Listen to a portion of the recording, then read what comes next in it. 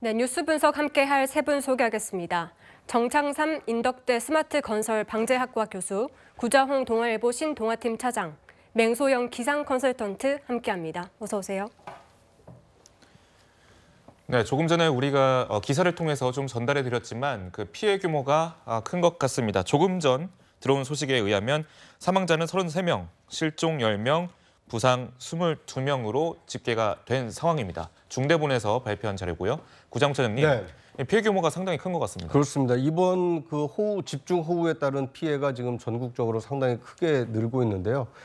더군다나 지금 이 충북 오송의 경우에는 이제 지하차도에 이 차량 그 10여 대가 지금 이제 매몰된 상태로 아직 지금 수색 중에 있기 때문에 앞으로 이제 실종자를 지금 수색을 하고 있는데요. 앞으로 사망 피해가 더 늘어나지 않을까 상당히 좀 우려가 되는 상황입니다.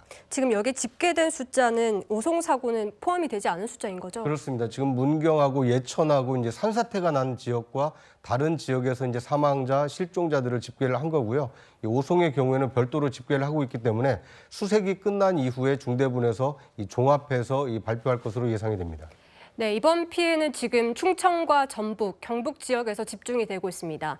특히 충청과 경북 북부 지역에는 지금 연평균 강수량의 3분의 2 정도가 내렸는데요. 맹소영 대표님, 이 집중적으로 강한 비가 내린 원인 설명을 좀 해주시겠습니까? 일단 이 정체 전선, 장맛비가 내린다라고 하는 거는 한반도의 정체 전선이 형성이 되고 그 정체 전선상을 중심으로 비구름이 내리는 건데요. 지금 남쪽의 북태평양 고기압은 굉장히 덥고 습한 공기를 가지고 있습니다. 거기에 북쪽에서 티베트 고기압이 발달하게 되면 북서쪽에서 차고 건조한 공기가 우리나라 쪽으로 밀려오게 되는 그런 원리인데 보통 일반적인 정체 전선은 바로 저렇게 남쪽의 성격이 다른, 남쪽과 북쪽의 다른 성격이 다른 공기 사이에서 만나는 전선상인데 지금 이 정체 전선이 최근 들어서, 그러니까 기후 변화로 인해서 최근 들어서 굉장히 좁은 지역에 시공간적으로 집중된다라는 게 과거하고 좀 달라졌던 장마 전선이라고 보면 되겠습니다. 그리고 지금 충청도 지역을 중심으로 강한 비가 내리는 거는 계속 이들 지역의 정체 전선이 정체하면서 북쪽에서는 계속 차가운 공기가 내려오고 계속 북태평양 고기압의 가장자리를 따라 덥고 습한 공기가 유입되기 때문에 이들 지역을 중심으로 굉장히 강한 비구름대가 발달하고 있습니다. 네, 대표님 지금 이런 현상이 기후 변화 때문이라고 설명을 해주셨는데 지금 집중호우를 넘어선 극한호우라는 말도 생기지 않았습니까?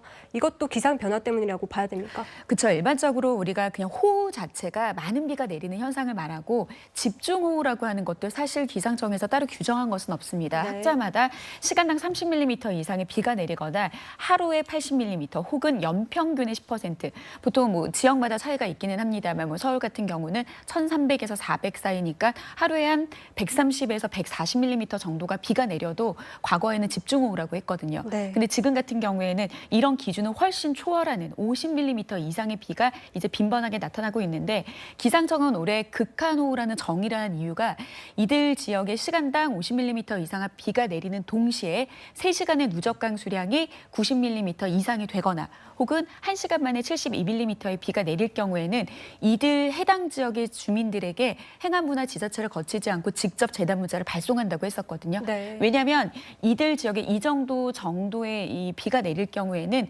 피해 누적 확률이 80% 이상이기 때문에 굉장히 많은 피해가 바로 발생할 수 있어서 기상적으로는 골든타임을 좀 확보하겠다라고 해서 20분 전에 이런 재난 문자를 보내기 위해서 극한호우라는 단어까지 등장을 하게 된 겁니다. 그러면 극한호우 알람이 오게 되면 바로 대피를 하거나 어떤 조치를 취해야 하는 겁니까? 그렇죠. 조치라기보다는 사실 빨리 피해야 되는 대피적인 겁니다. 그러니까 기상청에서는 보통 이제 예보를 조금 살필 필요가 있는 게 오늘을 포함해서 향후 열흘 동안에서 7일간, 향후 7일간은 윤곽만 나타납니다. 그러니까 예를 들면은 26일까지 지금 비 예보가 잡혀져 있거든요. 그런데 26일까지 비가 얼마나 내립니까라는 거는 사실상 지금은 알 수가 없습니다. 그런데 지금으로부터 72시간 동안은 강수량을 어느 정도 예감을 할 수 있고요. 그러니까 지금 충청 지역 같은 경우에는 오늘 밤 넘어서부터 비가 시작이 되거든요. 네. 그러니까 이런 예보를 보고서는 좀 비가 오는 상황을 봐가면서 좀 지금 이제 사고에 대한 어떤 수습을 할 수 있는 시간을 벌어들였지만 호우주의보라든지 경보가 내려졌다라고 하는 것은 이거는 3시간 만에